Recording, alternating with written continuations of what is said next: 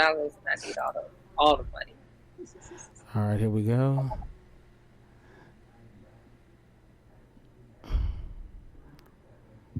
Hello and welcome to an all-new episode of Indy True Crimes. This is episode 2. I am so happy to be here with you fine people.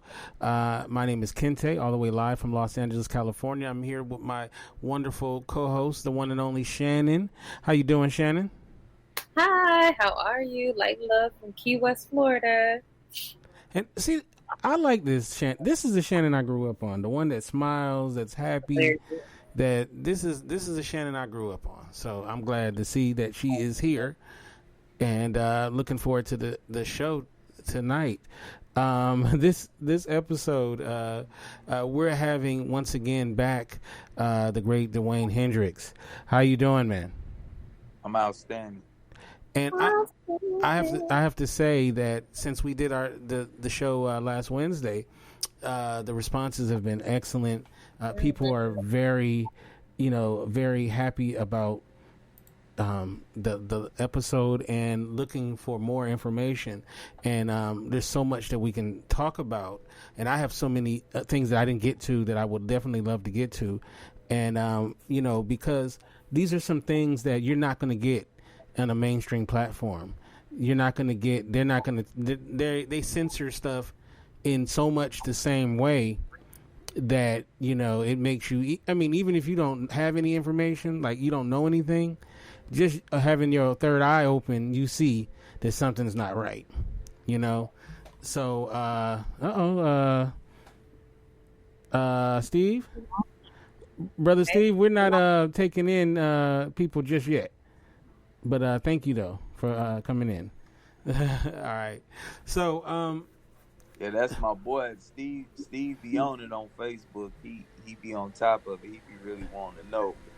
Oh, that's what's up. I got that list for him tonight too. All right, that's what's up. For. Yeah, that's what's up.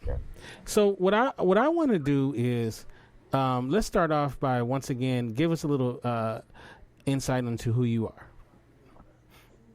for those who didn't catch last week's episode. Okay, my name is DeWayne Hendrix, as the brother said. I am a spokesperson for the Wayne Williams Freedom Project. In this capacity, I've been operating since about 2014. I initially met Wayne Williams through a childhood friend that was locked up in the same prison with him when he was at Hancock State Prison. And at the time I was working on a documentary. I am a film major. I went to school to get my film degree. And I was working on a completely and totally different documentary. But the Atlanta child murders was always something that resonated with me ever since I was 6 years old.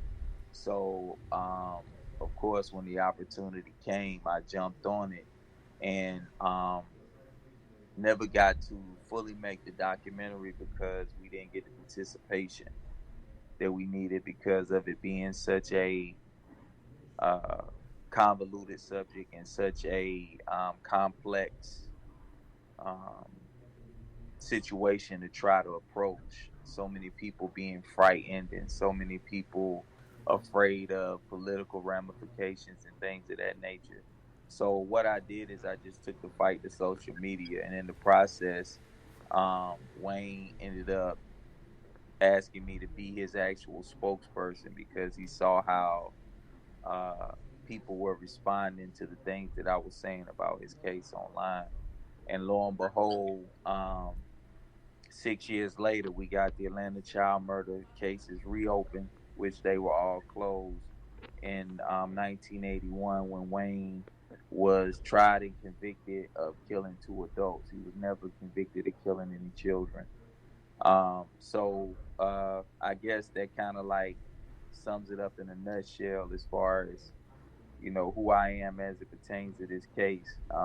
Also, I'm a activist, an author. I've written and published 3 books. Recently finished the 4th one. I'm looking for an illustrator now, so hopefully I'll have the fourth one published sometime by the top of the year. And outside of that, I'm a father, you know, and a boxing coach right now. So And a musician, right? yes, absolutely, All right. absolutely. All right. I So, actually stopped recording music to help Wayne Williams, though. So oh wow, That's yeah. awesome. wow, man.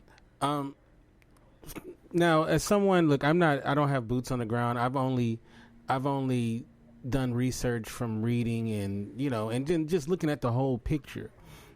So, just as someone who has looked into this, and has his third eye open, in order for this to continue, the information to continue to come out the way it is, it has to be some sort of group effort from the media, the power structure in Atlanta and Georgia, as well as like for this to continue, it ain't just one person or one agent or whatever. So, can you kind of give your thoughts to what is the force that's behind that that keeps everybody in the dark about the real true facts of this case? Oh man. Well, you talking about a global pedophile ring, basically. That you know, in 1981 we didn't have language like human trafficking or child trafficking.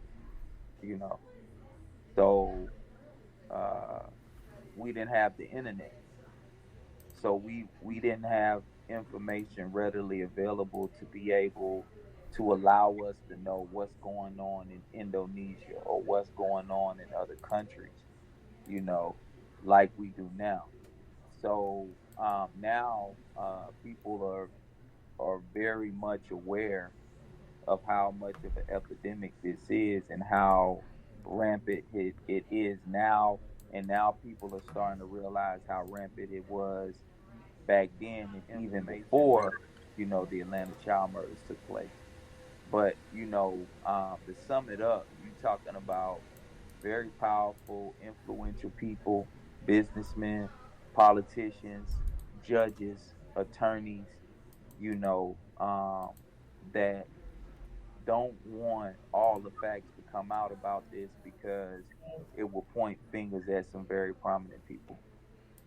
Now, um, this may sound like a somewhat of a silly question, but besides having a desire to molest children, is there something else about the kids besides just the sexual component that makes these people want to target children? Well, part of my research has brought me into, and what I was already well equipped to be able to understand, is certain spiritual aspects of these things and occult rituals and things of that nature. So when you get into one of the components, they call it slaves in the afterlife.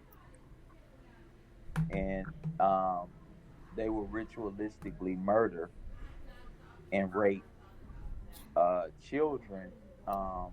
And this goes back to a story in Greek mythology um, about Zeus and a character named Ganymede.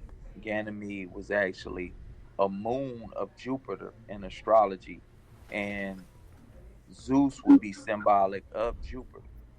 So this was a ritual that goes back to that mythological story. But what they do it for is they deem it the ritual that makes these children their slaves in the afterlife. You And know, we mentioned the Zodiac killer. Very famously talked about that in his writings. right, Yeah. right. And the Zodiac killer actually wrote the Atlanta Journal Constitution. Mm-hmm. The Zodiac killer is somebody who had very similar handwriting and very similar cryptic way of communicating. Right. Wrote the Atlanta Journal Constitution and basically said to them that y'all know y'all got the wrong person, and y'all know I'm going to keep doing this, basically in so many words. So, Right. And if you look at the timeline, that a lot of these events are very close in time. So, and that's the one thing I think now that's been so many years back, we don't realize that, some of these events were really close to each other in time. And right. I think maybe now we're starting to see connections that maybe weren't seen before. So, yeah, it's very interesting. Now, a lot of they talk about the victims, right? And a lot of times they refer to the victims as street kids, or they refer to them as basically less than deserving of of justice. Can you speak to how you feel like the kids how they were talked about, and maybe how that can lead to them not getting the justice that they deserve? Right, they were marginalized, and what happens in society is they will put certain labels on a person. So, for instance, one of the people who we think was murdered recently in connection to this resurfacing was Sidney Dorsey Jr. And when the Atlanta Monster podcast first aired, I want to say it was 2 weeks later, Sidney Dorsey Jr. was gunned down in Atlanta. And there was no witnesses, there was no evidence, no nothing. So it was obviously a professional murder. Right. But people marginalized his murder because he had a prior conviction for drugs. Right. And a lot of times people think because a person may sell drugs that, they're always getting shot at, or something like that is always happening. And I know people. I'm from the streets. I know people who hustled and sold drugs for 30 or more years and never had to have a gun. Right. So, when you see violence and things of that nature taking place, it's not always just because this person was from the streets or just because whatever, but because when we don't understand the macrocosm that we live in, we only understand our microcosm. So most people only understand the world that they live in, and they don't understand how the world really works. Me and you talked about that before, Kente. Right. So another good example is why hip hop music is so alluring to suburban kids that's never crossed the train tracks. Right. One of the things that I remember vividly was when 50 Cent first came out, and he had the story that he had been shot 9 times and all of these different things, and he came into the music industry on the coattails of Eminem, which gave him a huge demographic of Caucasian people that was exposed to his music. And literally, it was like people thought they had a drug dealer, in a CD case on their bed when you understand what I'm saying, because of his story and how it was exposed that he was this former drug dealer from Southside Jamaica, Queens, and everything else. And true enough, a lot of what his story was reality, but the whole thing is that a person who doesn't walk that walk and haven't lived that life, they don't understand how to separate the part of the music that's reality versus what isn't. You understand? Because they don't understand that culture. Yeah. You see, so when a narrative gets pushed to a segment of society and they don't understand what it is to be in those trenches and to live in those neighborhoods and everything else, then it's easy for anyone to get marginalized in that way, you Yeah. know. So a perfect example was in the Atlanta child murders was Techwood Homes was synonymously one of the worst ghettos in Atlanta. But at the same time, it wasn't a lot of murders that took place in Techwood Homes because the men in that community actually set up something called the Bat Patrol. Mm-hmm. And they were patrolling the community with baseball bats. So Yeah. they were making sure that it wasn't going to go down over there, you know. But that's the story that doesn't get pushed and doesn't get put into the grander scheme of how the Atlanta child murder story gets told, Yeah. you know. So a person being from this part of town or that part, it doesn't really matter, you know. A lot of times people, you know, they just victims of circumstance. And some of these kids, you know, they were actually caught up by people that they knew, Yes. Yeah. you know. And I'm gonna show y'all the list. And when I show y'all the list, it's gonna make sense what happens towards the end of the list. Because once it starts getting towards the end of the list, you see that it's a cleanup taking place because it's more adults Yeah. that are dying.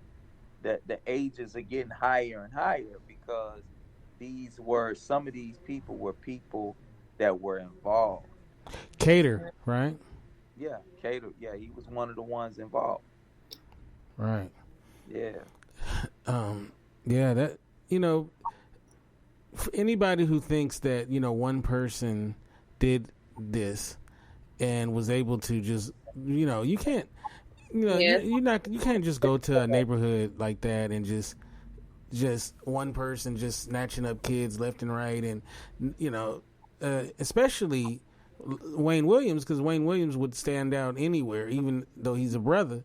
He, you know, he would definitely stands out anywhere he goes. So, Yeah. you know, and it's just interesting when people just totally believe what they're fed, you know, and it's like, you know, it's like, really? Like, how do you look at this case and then just have that opinion? It's always interesting to me, but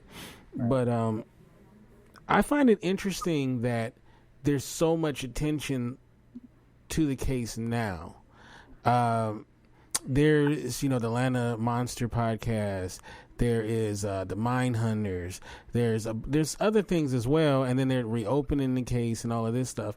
And the Will Packer special. Will Packer, right? All of a sudden, which I interviewed for 3 hours and they didn't include my interview. right? And the crazy thing about it is, not everybody's light bulb went off at the same time. So, Of course. so what's this deal with all of a sudden the media coverage now? You know, But dig it. It's all this media coverage and it's all these TV shows, but when have you ever seen a situation like this and the spokesperson for the actual inmate is not in the media? right? You understand? Mm-hmm. So it's a greater conspiracy concerning who they're trying to place Okay. in that seat to be their puppet, because these people know that I don't compromise. And anyone who, which I know they read my books, because when I authored my first book that I was actually disseminating information in and teaching a lot about all of these sorts of things, was in 2016, and the name of the book was Supreme Science Volume 1, Does the Matrix Really Exist? I know that there was a concerted effort to figure out what I put in that book, because when I checked my orders on the day that my book was released and I put it on social media, there was one purchase, but they purchased 12 books at once. Interesting. It was having a book club meeting. Exactly. But most of the people who bought my books, and still to this day, most of the people who buy my books are people who are connected to me through social media. And when they buy my books, they usually let me know in my inbox on social media, or they tag my Facebook page and they say, you know, this is a great book, or thank you for writing this book. This book is opening my eyes to so many things, or whatever the case may be. And this particular order that came in, nobody said nothing to me. And of course, when you are just starting out and you're building something from the ground up, you pay attention to everything. So my first 5 or 6 orders, I knew exactly who ordered them, because they were tagging me, you know, with the order confirmation, when the book got there and everything, because these were people who had been connected to me for 6 years, 5 years, or however long, you know, that were waiting for me to finish this book, you know. So they were excited, like, oh my God, it's on the way, you know. But I never heard anything from this particular order where somebody ordered, I think it was either 10 or 12 books that they ordered at once. Yeah. Oh, wow. That's interesting. That was Kente. He was having a book club. Is that what it was? Yeah, it was me. My bad. I forgot. Yeah, I wish. I'm still waiting on my copy, Kente. Oh yeah, I did get. I think it was Steve who won. I did get his. I'm gonna send you yours. And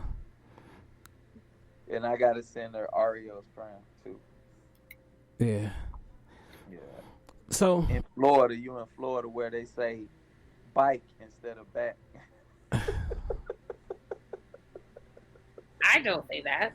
Yeah, I know, but people from Florida would understand. I lived in Florida, so I was like, I don't. One thing I've heard from people who were around during those times is that the ghost of this event still haunts the city, and first of all, they've never truly had a chance to heal or get justice. But when you listen to people who were around during that time and now, and even people who weren't around, who came later, they still, can you kind of talk to how that kind of lingers, that, from that period of time in the city? Well, absolutely. I mean, I talk to people on a day-to-day basis, grown men, and, they tell me I live here. And I know if they say I live here, then, they understand what hard living is all about. And I'm talking about men that's in their 50, 60 years old that you could tell they some gangsters, but they cry about that time and what it was like to be a father and have children and things of that nature, because of everything that transpired and just how much the city was in fear. Did we lose Wayne? No, I'm here. He's here. Oh, okay. Yeah, I mean, you can only imagine, like, having to go through that, and that's something that you just don't shake, right? Yeah. I mean, you got to think. I got a real good friend of mine. He lived a few houses down from Yusef Bell, and he told me that a heavyset white man used to drive through their neighborhood all the time and try to get them to get in the car with him. And used to offer them candy and food and things of that nature, And he said he remembered one day, he told Yusef, don't get in the car with that man, and Yusef did. Wow. You know, so I know I know this many people that tell me the stories because it's like once they find out how connected I am to it, they be like, "Hey man, I went, me and such, we played little league football together. Or, me and this person, we went here together, or whatever the case may be." You know, another good acquaintance of mine. I used to work at the CDC, and when she found out what I was doing, she started crying to me one night, and she was friends with Luby Jeter from the time that they was like in the second grade or something like that. Wow. Wow. You know, so when you think about it, you a kid, and somebody who you go to school with disappears, and it's Yeah. on the news, and then they find them. And it's like it was a 3-year period where this was on the news every day. Right. Either they found somebody, or somebody was missing, or there's a suspect in the murders, or whatever the case may be. And at any given time, everyone knew that it could be them. Mm-hmm. So. Wow. Wow. Okay, so let's get into. Okay, so now that this is 2019, the case has now been reopened. What does that mean? Like, what have they said as far as, are they now DNA testing? Are they talking to more witnesses? Are they going using a fresh eye over the case? Like, what does this mean that they're reopening the case? To me, I think, and this is just my vantage point, but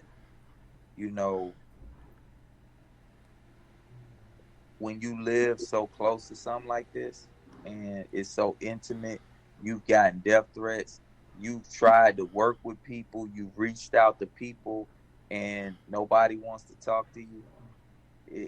Even to this day, like, none of these law enforcement agencies, the mayor, nobody from none of these offices have reached out to us. And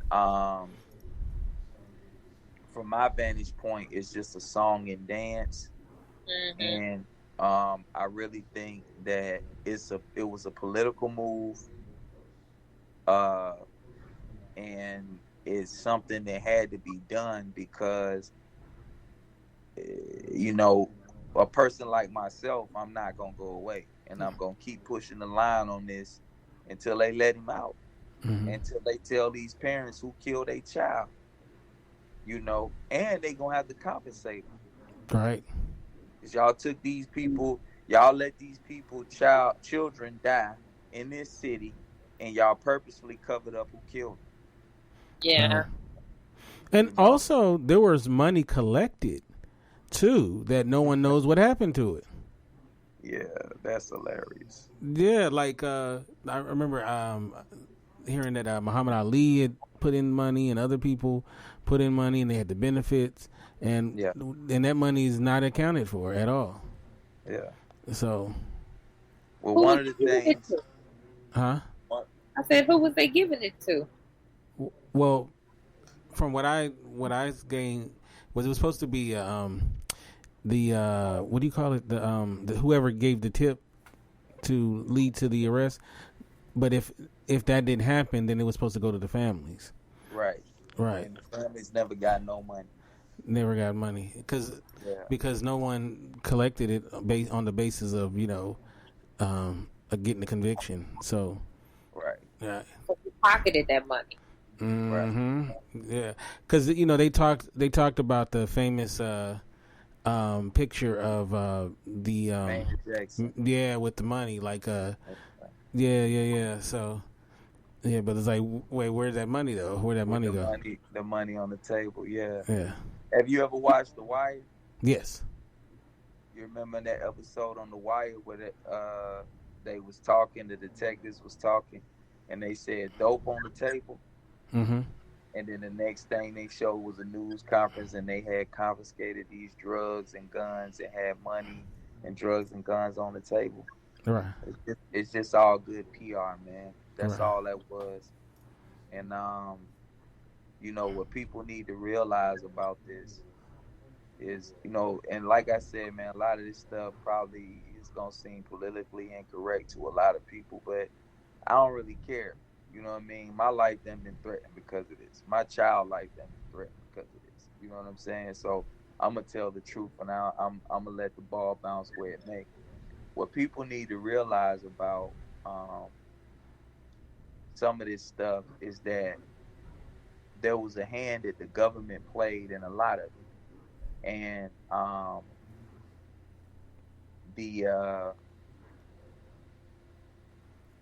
the name Muhammad Ali that you just called a minute ago, I'm going to show you how things work.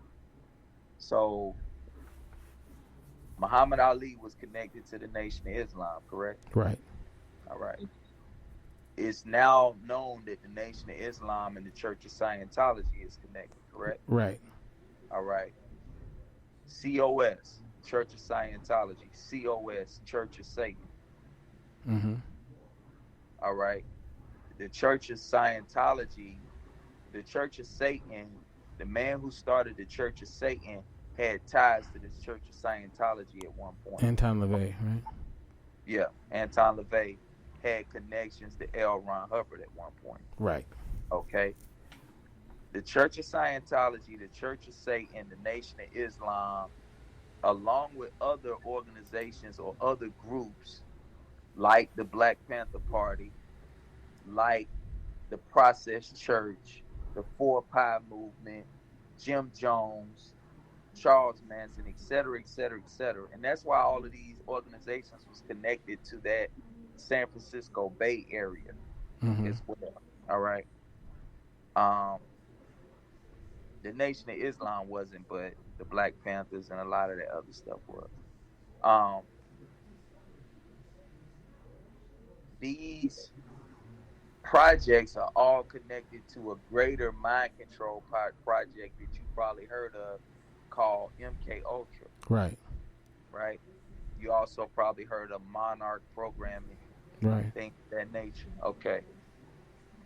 So now, when you look at the Atlanta child murders, going on the understanding of what I just told you, who were the people that came to Atlanta and donated money and performed?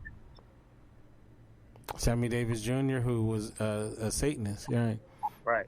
Mm-hmm. He was a part of the Church of Satan. Right. Oddly enough, if you guys watch Comedians in Cars Getting Coffee, I might have mentioned it last week. I saw that. Yeah. When Eddie Murphy said that Sammy Davis was saying, "Yeah, Satan, baby." Yeah. Right. Yeah. I know exactly what. Yeah, that's hilarious. Yeah, which I had already knew that, but I had never heard anybody talk about it in a mainstream thing. Right. I was watching it with somebody, and then they was like, "What?" And then I pulled up the picture of Sammy Davis Jr. and Anton LaVey together. Right. You know, and they was like, "Wow." And then I told that person, I said, "Yeah," and Sammy Davis Jr. came to Atlanta and gave a benefit concert in Atlanta. Right. You know, so the same with MLK. Sammy Davis Jr. did a concert with Jesse Jackson in Chicago. Jesse Jackson, the main government infiltrator of MLK's circle that helped kill MLK. Yeah. Sammy Davis Jr. went up to Chicago, and they was booing him in Chicago, by the way. But he went up in Chicago in 1968 and did a benefit concert up there as well. Because these people, what people fail to realize is that a lot of the entertainers that you see, a lot of the news media, they're actually being controlled by the CIA. Right. Operation Mockingbird, if people want to look it up, you know what I'm saying? That's the operation in which the CIA infiltrated the news media. Right. And it's funny though, because what people don't understand is this is not like conspiracy theory. This is like you can look this stuff up, Right. and you see that it's only what is it, seven, if seven actual media companies that control everything, something like that, and all the CEOs have straight ties to CIA. Like I'm not talking about like hidden ties. Like you could literally go and see, you could pull it up. That a real good book for people to read is called Elite Deviance. I never heard that one. Yeah, Elite Deviance, and actually I forget the author's name, but he shows how all of these corporations are connected to news media outlets. He's breaking it all down, So I'm heavy into that stuff, like Transformation of America, and all that type of stuff.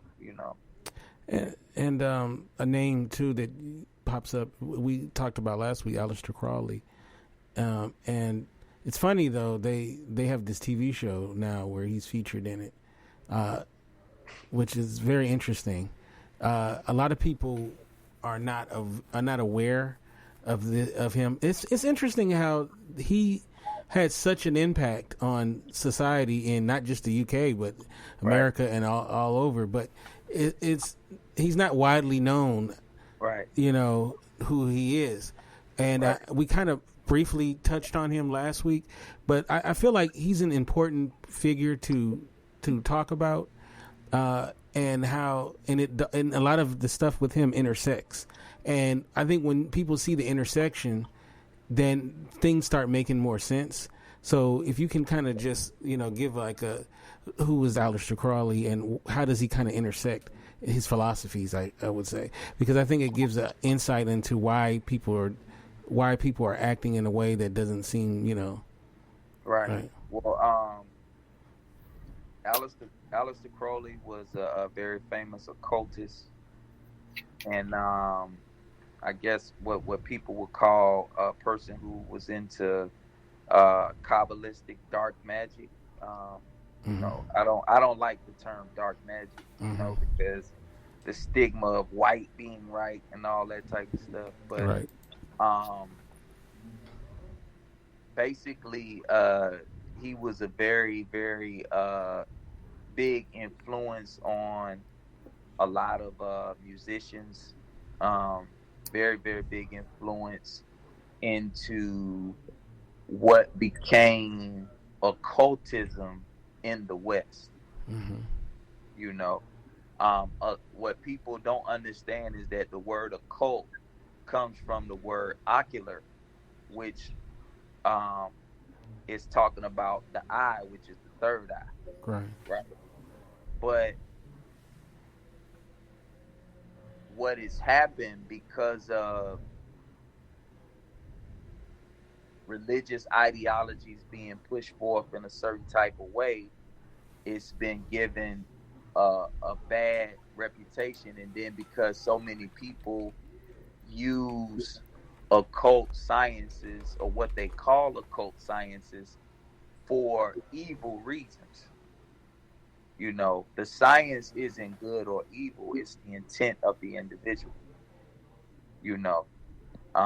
So what has ended up happening though is that a lot of the people who are into these sort of things, ritualistically raping children and torturing people and all of these type of things, Aleister Crowley is a big influence on these people. But little known secret that's out there in what we would call the truth community or the woke community though, is that Aleister Crowley was actually the father of Barbara Bush, who was the wife of George H.W. Bush, because basically her mother, Penny Pierce, for lack of a better term, was a slut, and she was married to a man, but she was actually overseas with Aleister Crowley, participating in these seances and rituals and doing all of this sex magic. And as a result of that, the child that was born was Barbara Bush. And it's documented too. I'm not saying that it is, but All I'm saying is that if anybody go pull up a picture of Aleister Crowley and put it next to Barbara Bush, you tell me what it is. It's documented that she was there at the right time and all of that stuff. So that's not like pulling it out, your butt. Yeah.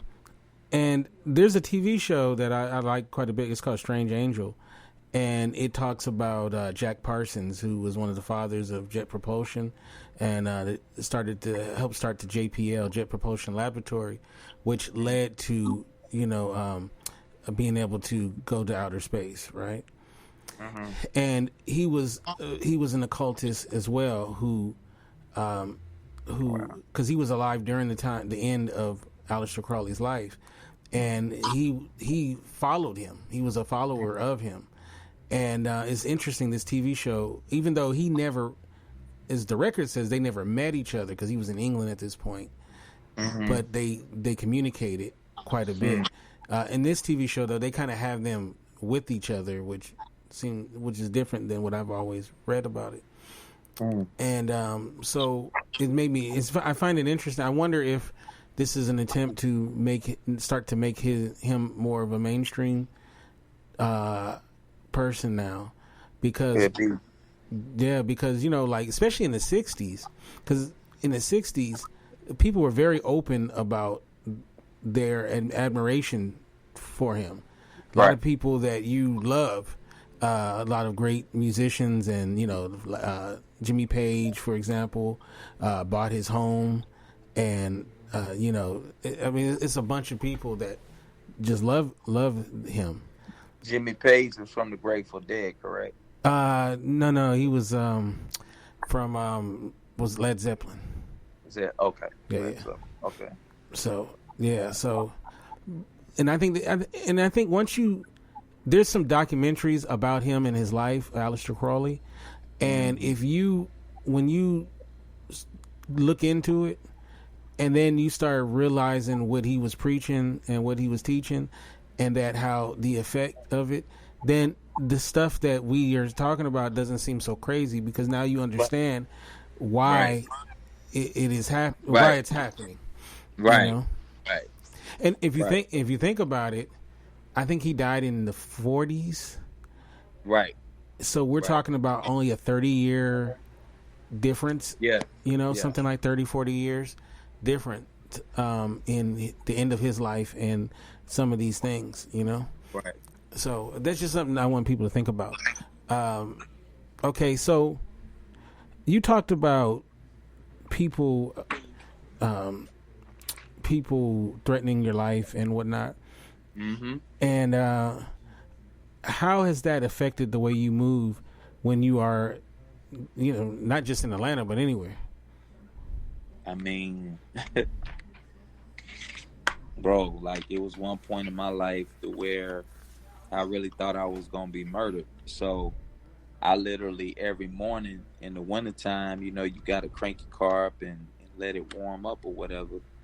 I would crank my car and I would put my head down like this in the car, and I would do like a meditation every morning. In case, I didn't make it, because I was literally, afraid that, well, I wasn't afraid, but I was literally thinking that at any given time my number could be called, But, if it's something, I've always been the type of person, and anybody that knows me will tell you that if one of the things that I live for, I live by, rather, was growing up, is that that song that Tupac said, if you can't find something to live for, you got to have something to die for. So that was always a principle that I live by.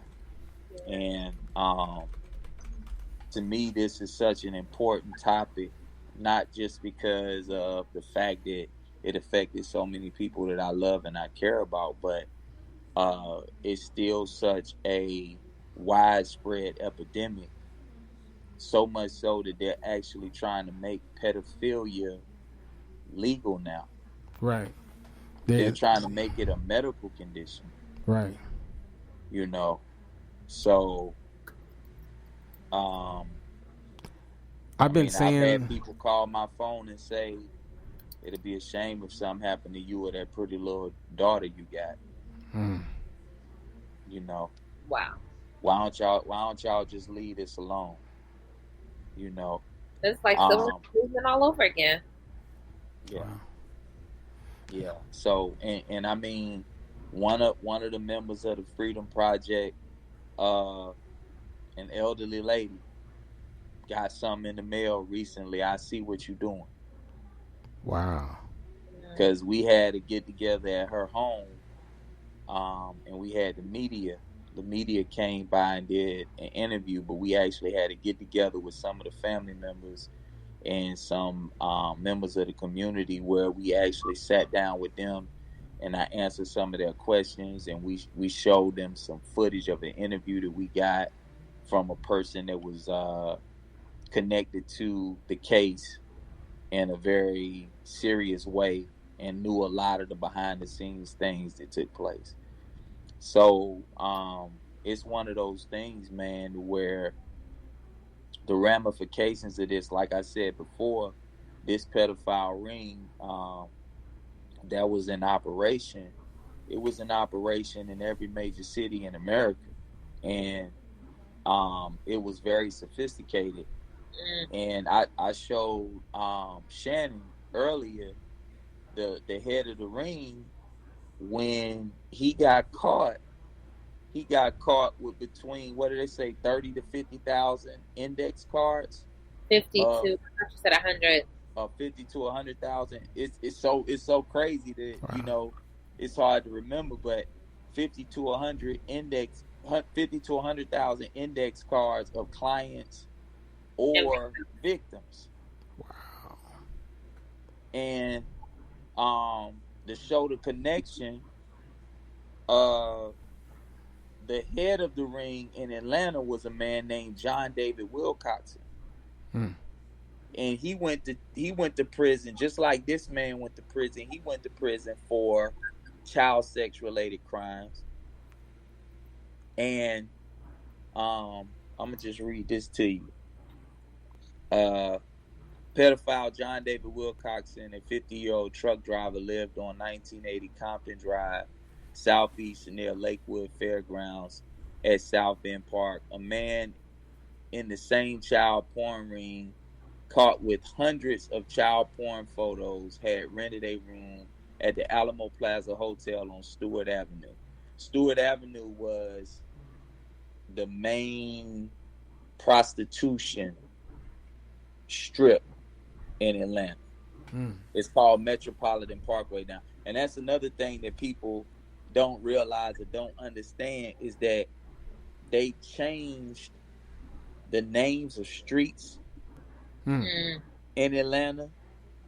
The places where the pedophile rings were and stuff took place, they bought them. They Wow. bought the property.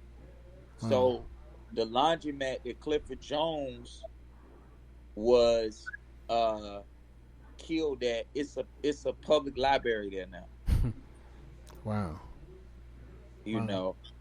know, the house on Gray Street where Tom Terrell was in that they call Uncle Tom's Cabin. They demolished that, and I want to say like they got parking there now or something. They got parking there for like the football stadium. Wow. You know, so that's the type of thing they did. You know, but this guy right here, he was involved with some other truck drivers.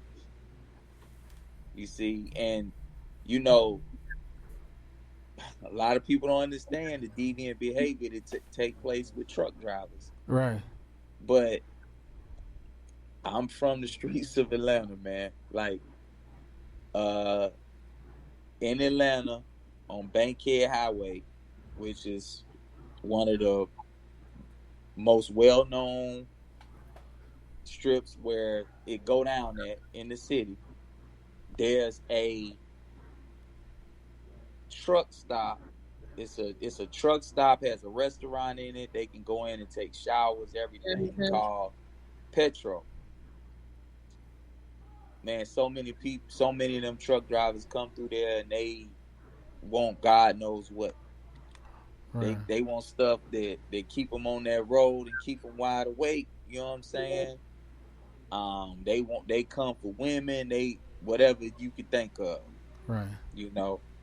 So this particular guy, he was involved with a bunch of truck drivers, and they would come in and out of Atlanta, and that's what was going on with him. But when they caught this guy, he had all of this child pornography. He had index cards and contacts and everything else,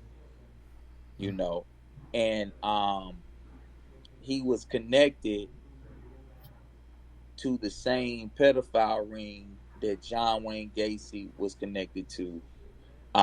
Another crew in Chicago called the Chicago Rippers. A man named Richard Gecht was the head of that. And then I told y'all last week, the man name was John Corley, and I think I was wrong. I think his name is Dean Corley. Dean Corley, okay. Yeah, but Dean Corley was attributed to killing 23 boys in Texas. So we recently I've had a real big breakthrough in the case, and one of the people that we know did some of the murders, we recently found out that he moved to Atlanta from Houston, Texas. Oh wow. And that's like, if you just do research on child trafficking, Houston, Texas, it's gonna blow your mind. Around the same time that all this stuff was going on, there was something going on. You know about Omaha, Nebraska, but it was something going on in Houston, Texas called Boys for Sale. Wow. Yep. And judges and politicians and you name it was all connected to that one as well. Of course. The same story. Wow. That's how they're able to do it and get away with it. And isn't there a documentary for Boys for Sale? Yes, it's on YouTube. Wow. Yep. And then there's also there was an open secret that was kind of talked a little bit about that in Hollywood. If you guys haven't seen that, that's a really good one about how in Hollywood they use through the casting system how pedophilia and stuff like that, and it's deep, man. It's deep. This is the thing that I think that people don't understand, because I just feel like they don't tell you enough of the data, right? Yeah. How much, first of all, people go missing, adults go missing, especially black people go missing, black women go missing, black men go missing, but the children, like so many children are being taken. And there's like there's several YouTube videos of literally kids being snatched in like grocery stores, or you could see it on video, with the mother or the father, like just right there. And so people don't understand like how real that is. Like when I don't have any children, but I have nieces and nephews, and I'm like overly protective when they're in my custody, because I don't know if you can be overly protective, but because of I know what can happen, so it's a real thing, and it's a even bigger thing than people realize. And there's so many children that, one is they get taken, human trafficked, murdered. That's the thing too, that with the Atlanta child murders, that what actually happened to the kids, I feel like that they're not telling you everything with that. And I know you've talked about like things that they've left out, what happened to the kids, and because I think they were trying to say that none of the kids were molested, or as well. That's definitely a lie. Right. Yeah. That's definitely a lie. you know, and talking to Venus Taylor, um, Venus Taylor is the mother who probably kept this fight going the longest, and I wouldn't say kept it going the longest, but went to the most extreme measures. She was the one that actually did the interview with me and spoke of the hypodermic needle marks that was in the genital areas of the 6 boys that she helped bury. Because she did the funeral arrangements for the little boys, so she went to see them in the morgue, and she took pictures actually of the hypodermic needle marks that was in their genital areas. Well, wow. when she went and visited this facility outside of Chicago, she was told at that particular time that it was an epidemic in America where Caucasian males were dying of prostate cancer. And the woman who did the presentation with her told her that in 15 to 20 years it's going to be none but black men getting prostate cancer. And then the lady, of course, started telling her about the interferon harvesting. And interferon is most prevalent in young black males at the age of puberty or the pre-puberty age. And it's secreted from the prostate area in that area of the body. So this shit is disgusting, y'all. But the reason why they was raping them and then killing them the way that they was killing them is because you get the purest form of the protein interferon from a male who hasn't ejaculated. Yeah. And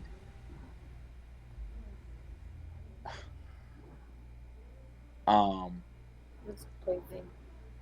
And sometimes, sometimes I'll be about to cry talking about this. You know what I'm saying? Because I got a connection with these mothers, and the family members. You know what I'm saying?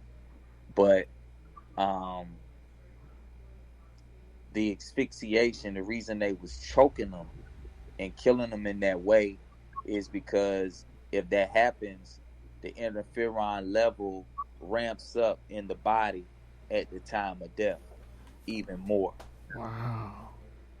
So that's why they were killing them in the way that they was killing them and extracting it when they was extracting it, and yeah, my bad, y'all. But to hear this woman, Venus Taylor is the strongest woman I ever met in my life, hands down. Like, Dick Gregory, the government agent, tried to scare her off of the path of fighting for this, and she told him straight up. She said, "All the rest of my children grown. That was my baby. Ain't an effing thing you can tell me about giving up on my child." But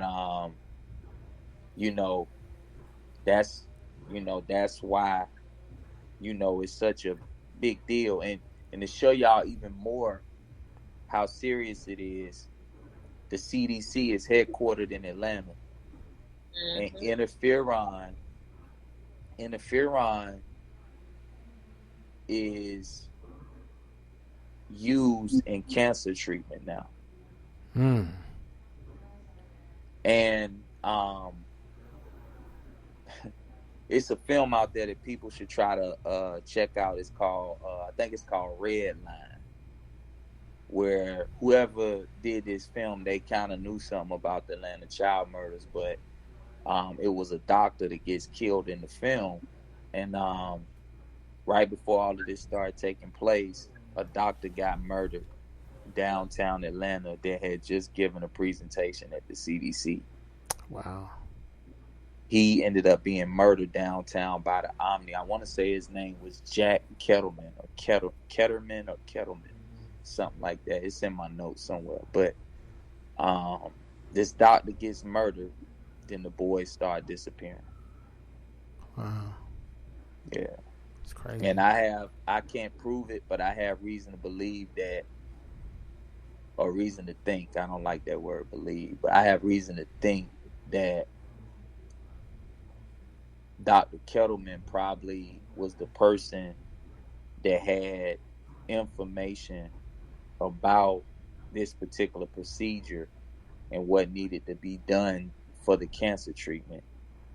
And they took him out, and then they took his work, his research, and they started, doing what they was doing. And for anybody who think this is crazy, just look at right now, one of these corporations is got a multi-billion-dollar lawsuit for this opioid stuff that's going on. Right. Like, the legal drug business is so profitable. It is. With this man's research, he could have became a billionaire. Wow. So it ain't nothing to them to kill somebody for $1 billion idea. No, you're right. 100%. 100%. I want to take this moment, if Shannon would, to shout out the people in the chat room.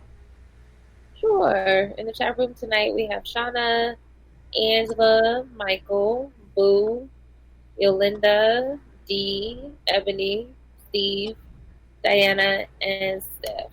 So Steph. All right. I want to give an opportunity for anybody who wants to hop in to ask a question. This is a good time. And also, if you want to be shy, you can ask your question on the side, and we will get it in there. But if anybody wants to hop in to ask any questions, go ahead and we can facilitate that. While we're waiting to see if anybody wants to hop in.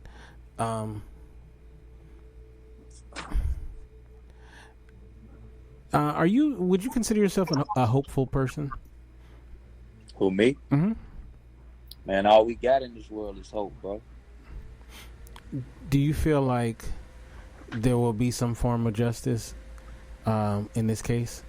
Well, I know as long as I got breath in my lungs, you know what I'm talking about, some gonna have to give. Mm-hmm. They're gonna have to let the boy go. Like, he up for parole this month. So we got something that we gonna present. Mm-hmm. And I'm telling y'all, if they don't let this man go and y'all find out what I got, trust me. I got people who like been waiting for me for 40 years, basically. Right. Who done told this to police officers, and the police officers laughed at them. Told this to police officers, and they ain't do nothing with it. Told this to Wayne's attorney, and he ain't do nothing with it. Right. So, wow. People like crying to me on the phone like, son, I've been waiting on you for the last 38 years. So, All right. It's gonna go down. Holmes is coming home. Straight up. He coming home. It says, will you ever write a book about this? That's from Boo. Absolutely. I'm actually going to write a book about it, and I'm going to do a documentary about it, telling my story. So when I get to tell my story, it's going to make all the sense in the world why Wayne's still in prison, because he should have been out. He should have been out a long time ago. But I'll just say that it's been a lot of motivation to keep him there. Mm-hmm. And like I said, man, it's a lot of stuff that I be wanting to say because I could fight and I don't be worried. You know what I'm saying? Like, I be wishing some of these people that's connected to it would get out of line so I could just punch them in their face.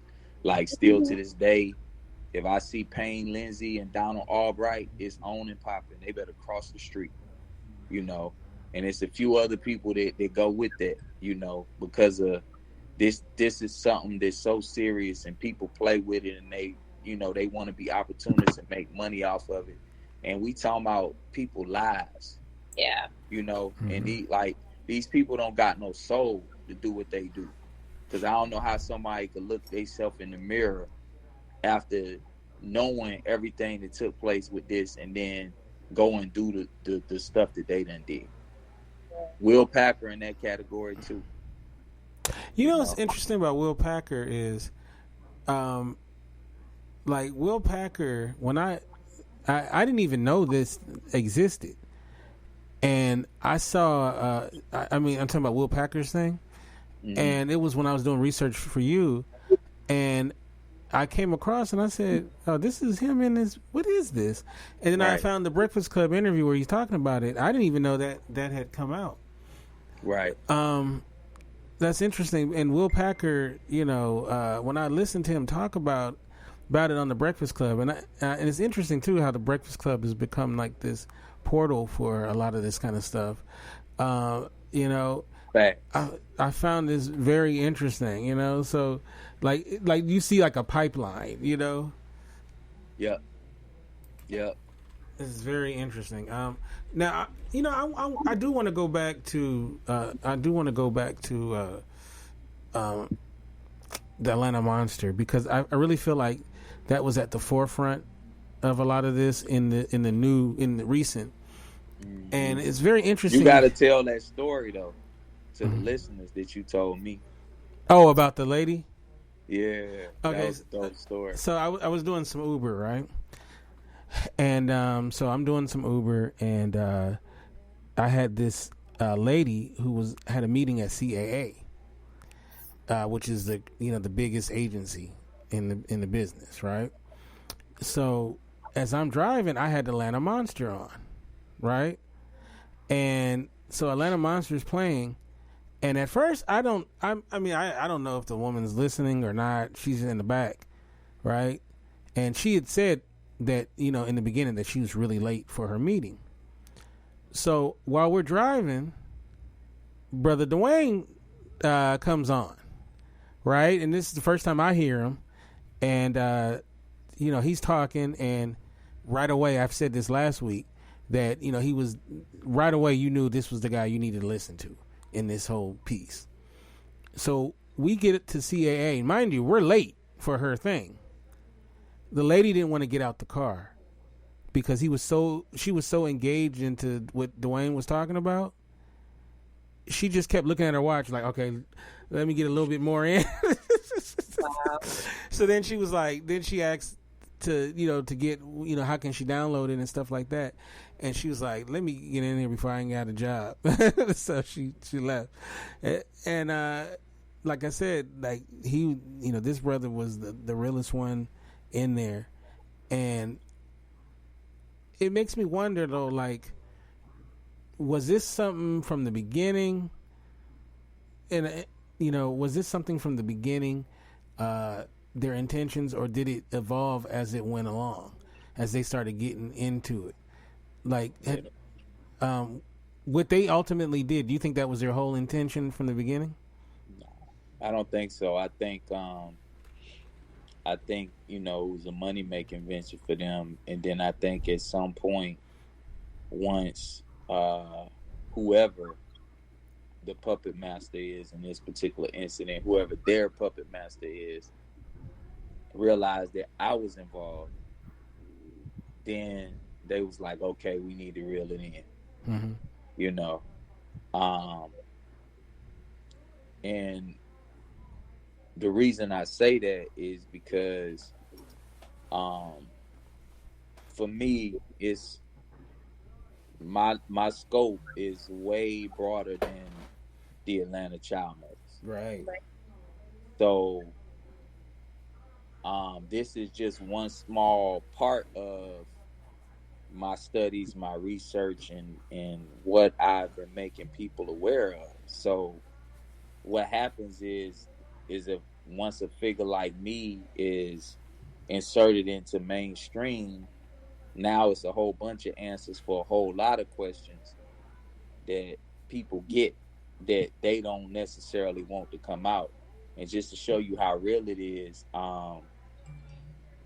two of the things that I wrote about in my last book was the Chappaquiddick incident, which was when Ted Kennedy was involved in that accident where Mary Jane Copench, I think is her last name, died. on that bridge. Mm-hmm. That was done to nullify the Kennedys in politics. Right. And to make sure that Ted Kennedy never ran for president. Right. He would have definitely won. Huh? He would have definitely won before that. Just like Bobby was going to win. Yeah, they couldn't kill another one. They didn't want to kill another one. Right. At least and not just yet. Like JFK Jr. would have won. Right. And a lot of people think that the Clintons had him killed. Right. You know, because he was getting ready to run for senator in New York when Hillary Clinton was about to. Right. You know. But I wrote about that in the book, and now it's a movie coming out about the Chappaquiddick incident. Yeah, it came out, yeah. Right? Mm-hmm. Also, I've been explaining to people for years that how they polarize their icons, they do it through subliminal tactics, and that's I was explaining to people why they call LeBron James LBJ. Mm-hmm. Right, is to give energy and life to Lyndon Baines Johnson. Mm-hmm. Right, and Lyndon Baines, people didn't notice, but Lyndon Baines Johnson rode under the JFK ticket and became vice president because he knew he was going to become president because they knew they was going to kill him. Mm-hmm. And that wouldn't be you know. But now, and now, LBJ has a movie, and in my same book, Red Pill Alchemy, the main actor Woody Harrelson is playing LBJ. And in my book, Red Pill Alchemy, I explained that Woody Harrelson's parents were CIA operatives, and that Woody Harrelson's father is the man who killed the judge in Houston, Texas, that was about to spill the beans on George Bush Sr. and a man named H.L. Hunt, and the fact that they killed JFK Jr. Woody Harrelson's dad did that. Right, a lot of people don't know that, yeah. And Woody Harrelson's mom, guess what her maiden name is? What? Oswald. I didn't know that. Right. Yeah. And all that's in my book, Red Pill Alchemy. And now it's a movie about LBJ starring Woody Harrelson. Right. So that's what they do to paint the narrative, you know. Another thing that they do so people could understand what they do, when they make movies about drug dealers, they always make the movie about the person who snitched. Mm-hmm. Frank Lucas was a snitch. Mm-hmm.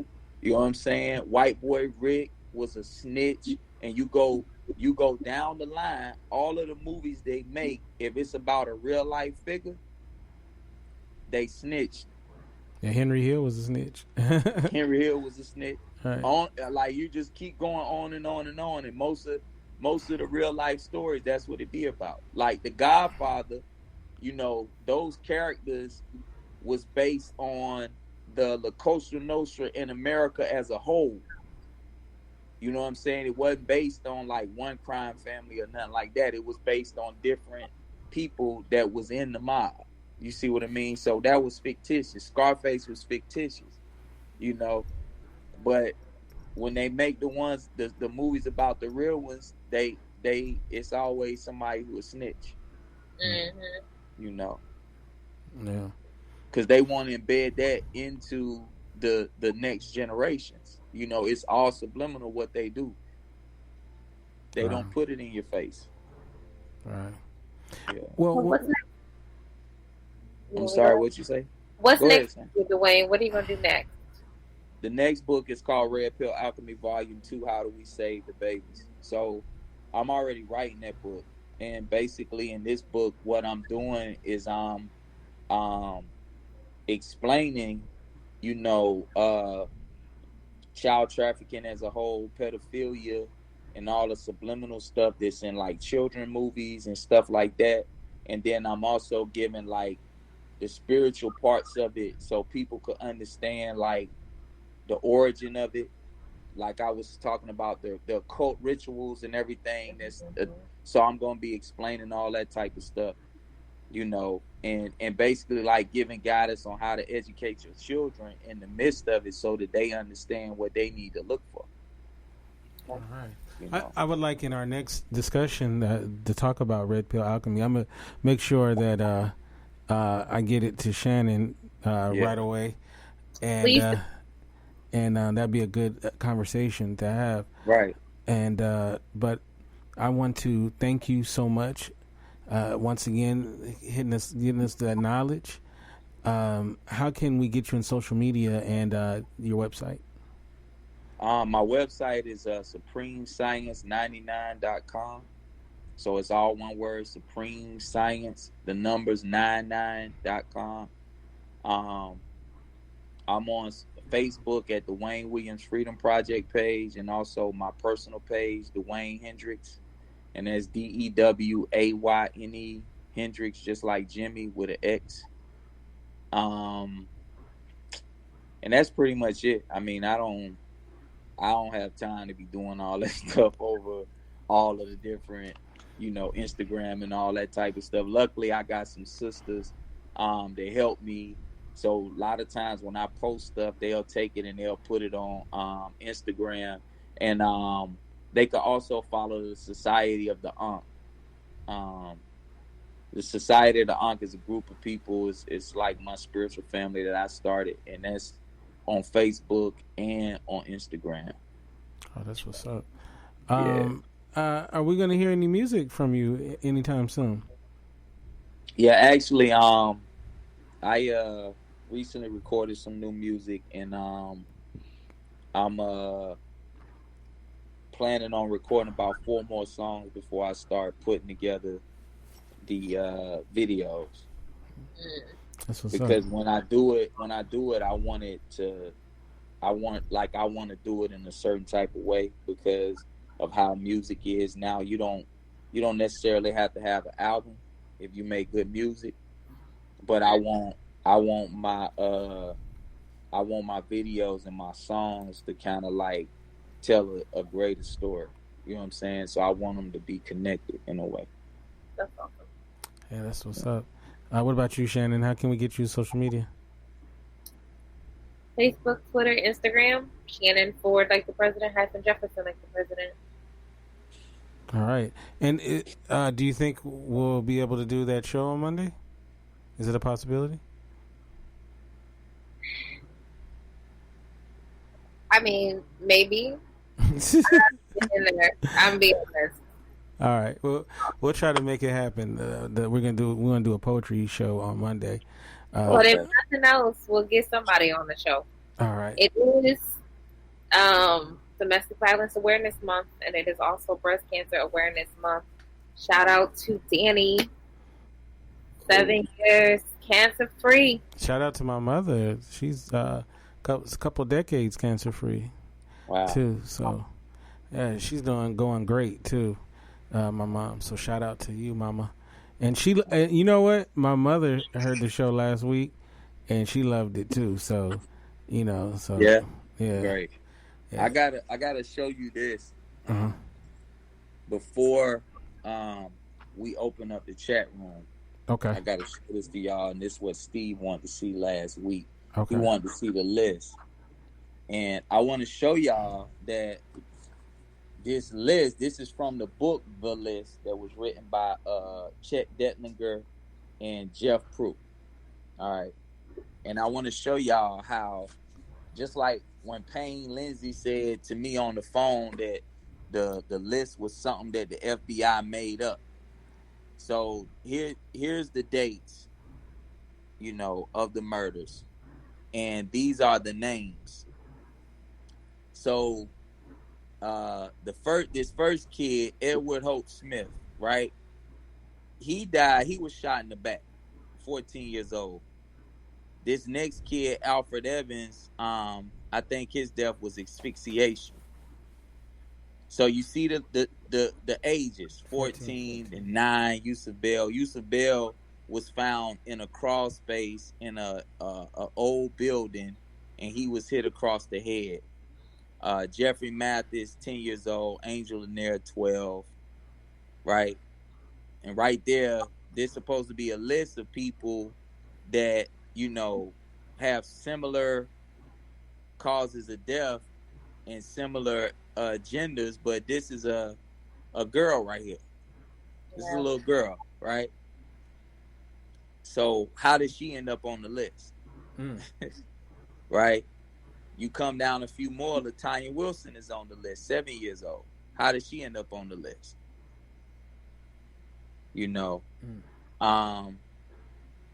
Aaron White, Anthony Carter, Earl Terrell, Clifford Jones, which is, Clifford Jones is one of, the most compelling cases.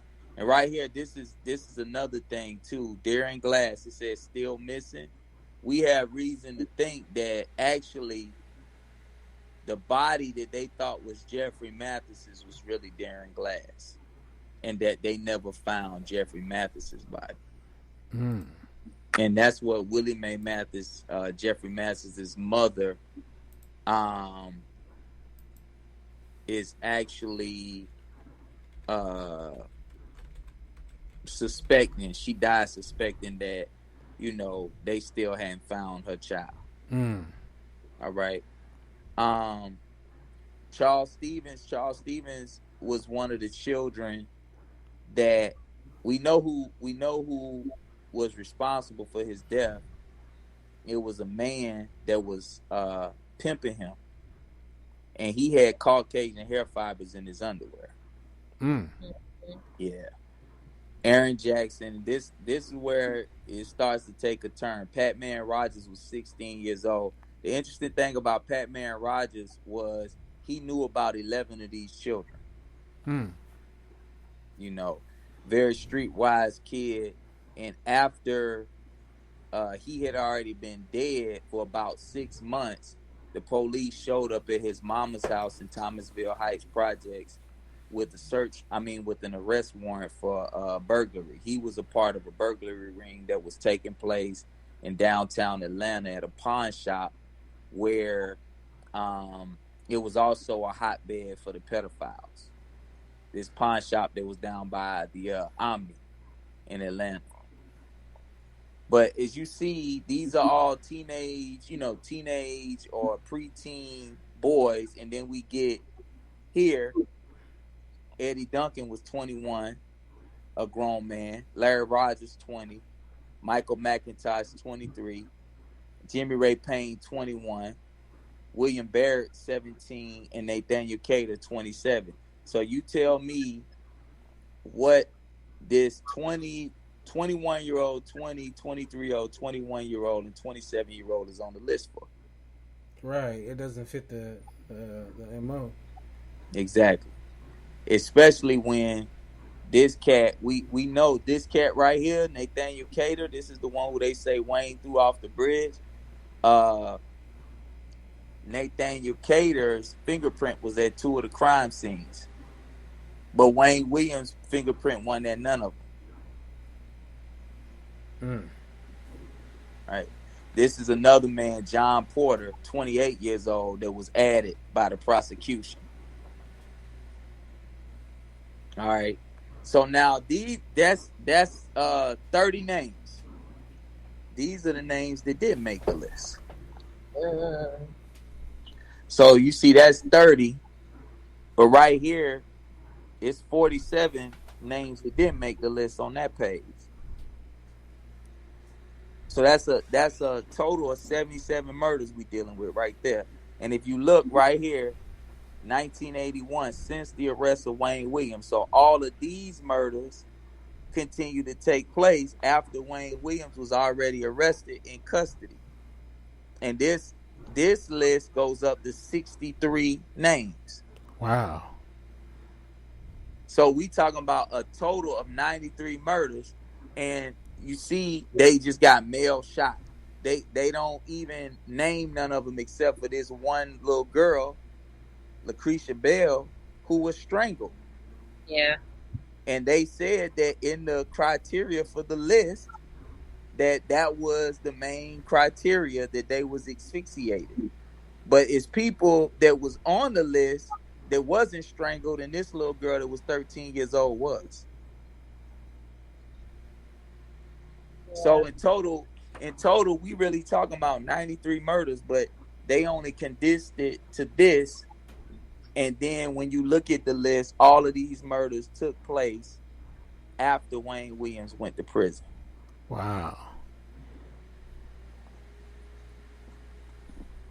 So at this particular point, it had been 30 on the list and 38 that wasn't on the list. And then when you get here, it starts at 39 that wasn't on the list, and it goes all the way to 63. Wow. So all of those murders took place after Wayne Williams was incarcerated.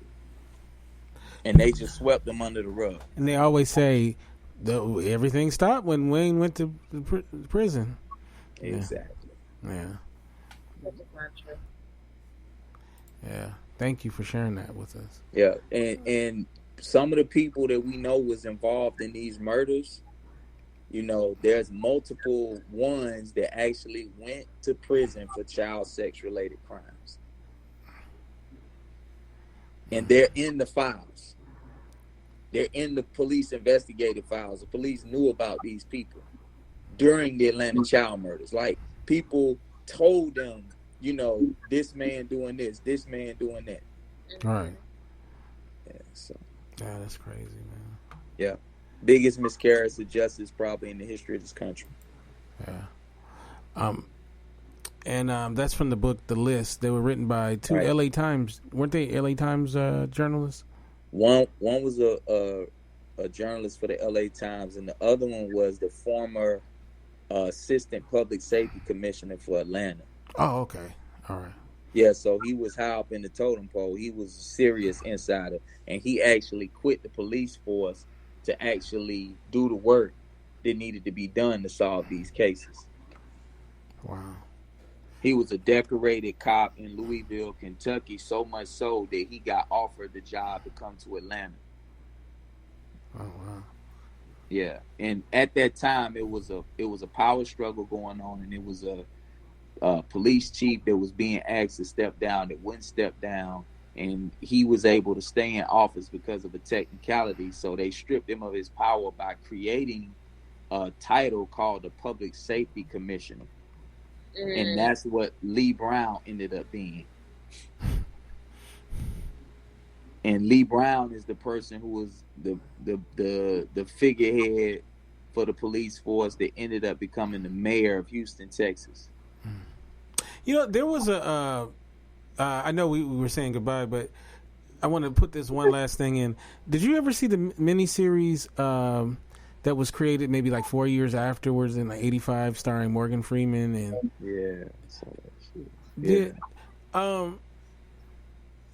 what'd you think about that? I mean, the only thing that's really worth watching if people really want to know something about these murders is the documentary that's out there, is the documentary Reclamation. Mm-hmm. They'll get a lot of answers from that, and that's because Chet Detlinger and Jeff Prue were a part of that documentary. Okay, Reclamation. Yeah. All right. I thought you was gonna open the chat room. You getting off? I did, but nobody. Oh, for real? Yeah, okay. Everybody's being. They'll probably do it once we stop recording. Once we stop recording, then that's when they'll do it. So what we'll do is we'll say goodbye. You can get me at Kente F on Twitter, Kente Ferguson on Instagram. And of course, the website is indyradio.org. That's INDY radio.org. You guys have a great rest of your week, and God bless. Night. Peace.